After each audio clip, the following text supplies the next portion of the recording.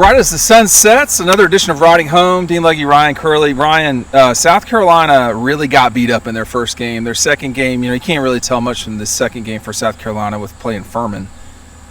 How are they going to slow Georgia's defense down? I mean, they gave up 9 sacks. 9 sacks to North Carolina. Yeah, well, I think you look at what worked against Georgia's defense in week 1. It was running the football. I mean, we don't often see teams run for over 100 yards against Georgia.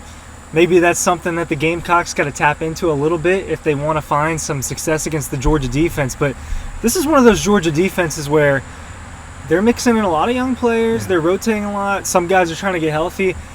You kind of expect that just to grow stronger and stronger as the year goes on. And that's not good for Spencer Rattler and company.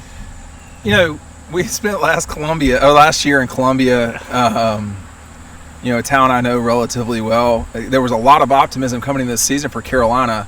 That first week loss to Carolina, that was rough. I mean, I talked to somebody before Georgia's game with Ball State, and they said South Carolina just is not good.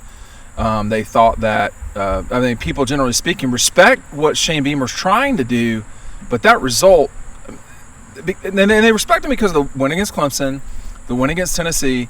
But this is still the same South Carolina team that lost to the Gators last year. Not a good Florida team. Lost to Missouri last year. Not a good Missouri team necessarily.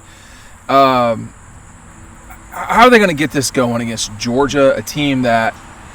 Okay, go ahead. I mean, you gotta go to Athens, and this is not the first time since 2019, because that was 2 seasons ago when they came and played at night. But they played well in that game. Yeah, this is a game that's been discussed a lot over the offseason as Georgia's first real test. How are they going to respond to this? I think that, look, every single game is marked on their calendar, but this one, I think you're going to see that first kind of step up for Georgia. Okay, this is real. This is an SEC game.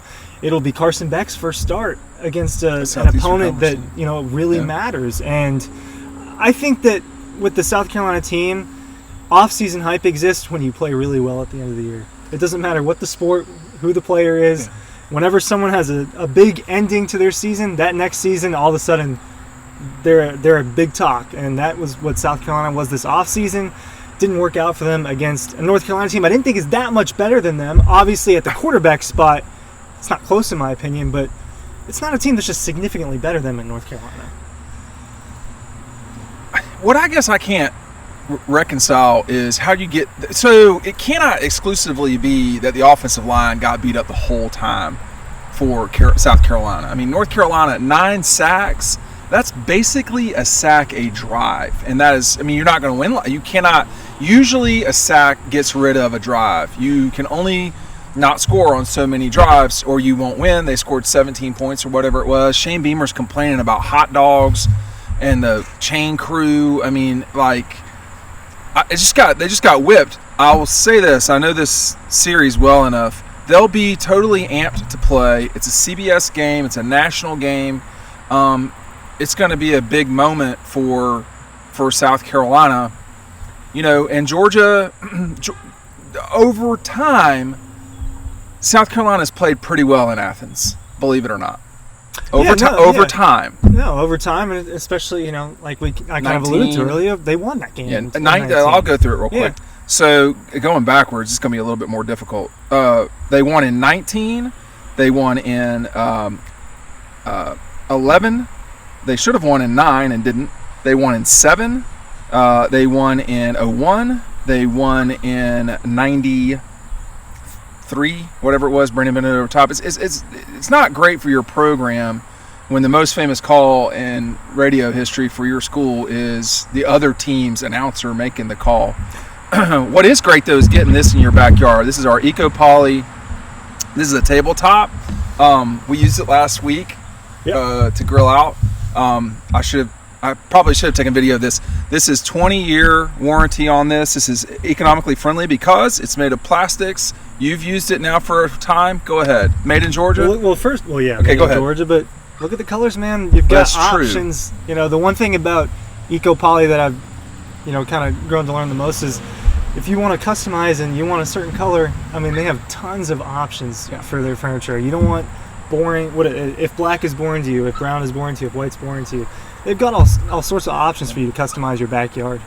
Yeah, I mean, if you got a beach house, if you got a lake house, if you got a second house, if you rent a property, you can color coordinate with your outside. Particularly our outside. This helps a lot. When I was grilling out last week, are the dogs going to be able to, play as crisp as possible? This is going to be the first SEC game, Ryan. I mean, no disrespect to Ball State or Tennessee Martin. Now you're going to see guys that look more like you. I don't have any anticipation that South Carolina wins this game, but what I'm asking you is, what's this going to look like on Saturday?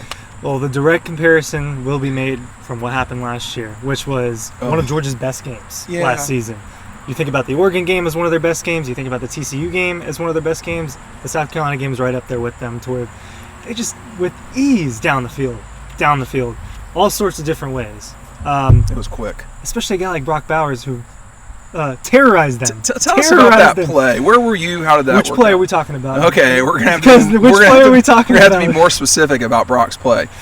So I think you were at the top of Williams Bryce when I was on the top for that whole thing. I'm sorry. I'm up in the stratosphere for that. But so the play where where the two DBs try to get him at the same time, and he just, you just don't think that a guy that size should move that way, right? I mean, just plants and he's gone. He's gone. There are not many tight ends or just football players in general where they start running and you're just not catching up to that guy. He's very catch up sudden. to him, have fun tackling him. That's the problem. No. He dominated that game. My end zone touchdown in the corner. Yeah, I forgot about that. You're pointing at me because I was right there on that deal. I did not think he was going to catch that ball. He came down with it, man. But he did. I mean, that ball was. First of all, as I remember, a couple of things about that game last year in Columbia. I had to when I was writing Double Dogs with your friend Ryan Curley's contribution, and Jeff Foxworthy. You try to remember everything, and I had forgotten that South Carolina did not have. This is what I understand. They did not have air conditioning that worked in the Georgia locker room, or it didn't work the way they wanted it to in 2019. So. 2018, excuse me. So I've been to every Georgia South Carolina game since 1990. I've been to every Georgia South Carolina game since 1995, and all of them, but one since 1993. I missed the 1994 game. And Columbia is very hot. Williams Bryce is probably one of underneath the worst facilities in the Southeastern Conference. It's come a long way, actually. That's how bad it was and is. Georgia had learned their lesson in 2008. So 2008 was a CBS game, kickoff. DeAndre Baker drops the ball before. Juwan Taylor, I believe it was, picks it up, scores a touchdown, pick six, or whatever happened there. Georgia kind of rolls, I would say, their way to a win there. The next time they play in Columbia is 2020, and it was COVID. It was a night game. It was in November. So Georgia goes back there in 2022. Noon game, Ryan. Like all games in Columbia with Georgia, I feel like should be. It should just be. Columbia is like there's a. I know this because of driving to Coker for so many years. You go up when you're going towards Coker. So Columbia's kind of in a what's a divot, earth divot. It makes it even hotter. Okay. Kirby and them. It's concrete. There's a lot of concrete and chain. Like if you're interested in testing out if you have tetanus or not, that's the place to go. They get there, it's so hot in the 18 that Georgia's not going to take any chances. So they bring in, I believe they brought in a tractor trailer specifically to cool the locker room. I called to confirm that, and the people I talked to at Georgia had forgotten about that. It had been such a long time by the time I was writing that story. But it won't be that hot in Athens on Saturday. It's supposed to be in the 80s-ish. But this game is always a super hot game, like warm. And, again, South Carolina has played pretty well in Athens for what they are. If that game is in the 90s at 3:30, that's going to be miserable. Yeah. There's no other way to put it. Yeah. That'll be a really tough one to get through. But I think it's going to be a tough one to get through for South Carolina, frankly. I also think that it's just hard to imagine it being a close game. Well, the only thing I could... I mean, we don't know the line at this point. Right, we don't yet. But I guess the thing to me is, do you play well? Are you're taking care of the ball? A pick six is an easy way to level the playing field. And just South Carolina hanging in there. I mean, when Will was their coach in 19, South Carolina was not even close to being the better team that day. Like, they were not good. The quarterbacks were bad. But when your quarterback turns it over 3 times, when South Carolina has guys up front that are going to play in the NFL, I think, at some point. Some of the big men that play, these are SEC football players. If we saw, to some degree, at the beginning of the year with Georgia, if you want to stop the run, you can stop the run. And they did a lot, Tennessee Martin. So South Carolina can do the same thing. Is Georgia going to make them pay with the pass? So there's ways Carolina can... I mean, Shane Beamer's talking about doing an onside kick. Is he going to complain after this game about the Duchesne crew? I mean, I think he should chill that stuff out myself a little bit, but that's me. Yeah, look, it's going to take a big Spencer Rattler game to beat Georgia. It's going to... Which he can do. He can, but we talk about this... Well, the more Georgia keeps winning, the more this conversation is going to remain the same. Who beats Georgia? Really good quarterbacks with really good weapons. And South Carolina's are not really good. I mean, they're okay. And so it's going to take a legitimate... It's just going to take a legitimate game from him. I didn't think he was terrible against North Carolina. The numbers and the eye test are probably not matching up completely. No, they're not. He's holding the ball too long. Yeah. So you can't hold the ball for a long time against Georgia because Michael Williams is going to show up or Warren Brinson's going to show up. They have too many guys. Or as Smile London gets healthier and Jamon Dumas-Johnson, has his normal partner next to him and they're in the backfield all the time, that's going to be a problem. I mean, I think Smile London is one of the players that got after Spencer Rattler a few times last season. So it's going to be really tough for them just because it's going to be hard to score against Georgia all year long. It's going to be the same sentiment for a lot of these teams, but for Rattler, he's got to... I mean, we've been saying this for too long. He's got to play better. How many years can you say that for? I mean, I think it's a great... he played well against Tennessee. I mean, he exploded on Tennessee. A lot of people exploded on Tennessee. He certainly did. I'd have to go back and look at Spencer's stuff on the road. My suspicion is it's not as good as in Columbia, but it doesn't... Part of it doesn't matter where this game is played. We saw probably once in a, certainly decade, but probably once in a generation upset in 19. Is something like that going to happen again in 2023, 5 years later?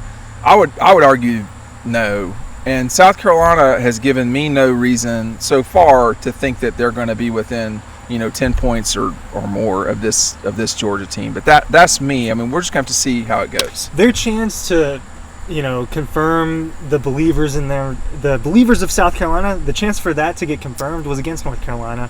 And so that doubt grows heading into a game where you're just playing a way better team. Because the following week, when you're playing a smaller school, you kind of got to throw that out the window a little bit.